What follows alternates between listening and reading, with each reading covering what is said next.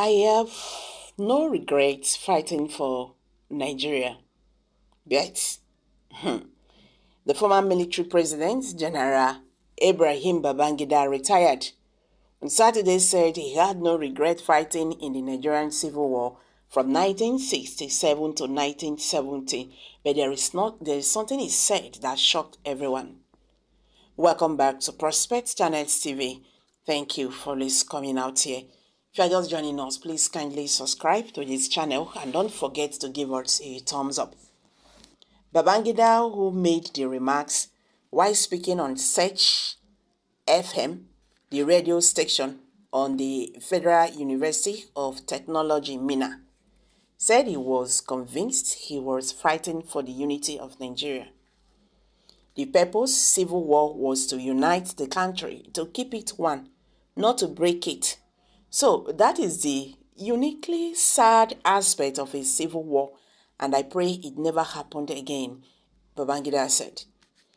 He, however, said that fighting in the civil war against then Biafrans was not a very nice experience because he fought with his friends, his classmates, and others. Fighting in the Civil War was not a very nice experience, I must say. First of all, you had people you went to school with, people you trained with, people who were your friends. Suddenly, as a result of the war, you find yourselves facing each other on opposite sides. It is not very comfortable, but then we had to do it. Babangida said he served Nigeria to the best of his ability. I served the country the best I could. It may not be to your satisfaction, but to the best that I could. I leave that to history to judge, and I related fairly well with the people of the country. I had no problem with them, and I got to work. I got to know the country more as I was well traveled. I made friends all over the country, and I thought that one was the greatest achievement.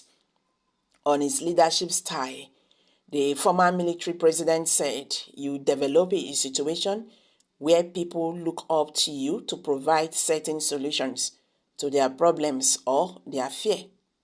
Whatever it is, and you stand out as the person who will be able to do that.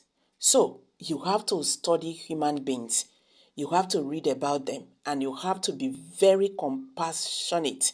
Sometimes you have to be ruthless to get things done, but there are a lot of ways you have to develop so that you will be able to achieve certain things, and others you plead with. Some you conceal, and so forth. He advised Nigerian youth to try as much as possible to know and understand the country that you are going to lead in the future. You have an opportunity now as young people to get to know the country, study the country, the people, and if you can do that, or to understand that, basically, I think that will go a long way to prepare you and for the eventual leadership of the country. Though these have generated a lot of reactions from Nigerians, in different social media platforms. You did not fight to unite Nigeria, You fought because of the oil that was discovered in BIAFRA in 1957. Before the British colonial masters were chased out in 1960, the British men orchestrated and sponsored the war because of what it stands to benefit. The bad leadership, the killings, and all the evils going on today in Nigeria is being sponsored by the British man. They keep making Nigeria dry with the collaboration of our criminal leaders. IBB is human, and that is all I will say about you.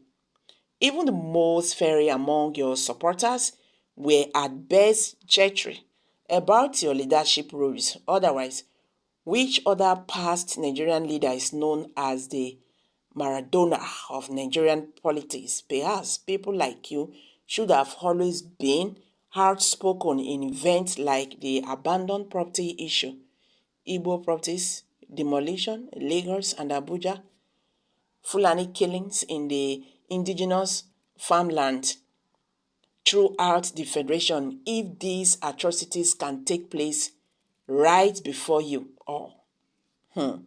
You fought for greed, for oil, for dominance, for NNPC, for evil unity. As far as Nigeria is concerned, the young does not know what is ruling the country. Ruling the country is for aged people from 90 years and above. Actually, we have now seen the differences from General Babangida, Obasanjo, Adusalami, etc. in politics and so on. Called politicians we are having today. The former have the country at heart, while the latter cares only for themselves. God have mercy and save our country from drafting. The fight is still on. Continue fighting. Fighter, none of you talk reasonably. After that, where is the unity? Where is the oneness? Still no peace, no unity. So what is the need of the fight? Nigerians. These are reactions from Nigerians. I can't keep on. Nigerians are really very angry. They say you fought for unity. You fought for togetherness. You fought for oneness. Is there anything called unity in Nigeria? Are we together? Are we really one Nigeria? Are we actually practicing what we are saying with our mouths? Is Nigeria actually one? I beg, make una answer that question. I'm dropping it here, guys. Kindly share your thoughts below the comment section, please. Subscribe to this channel if you have not. And don't forget to give us a thumbs up.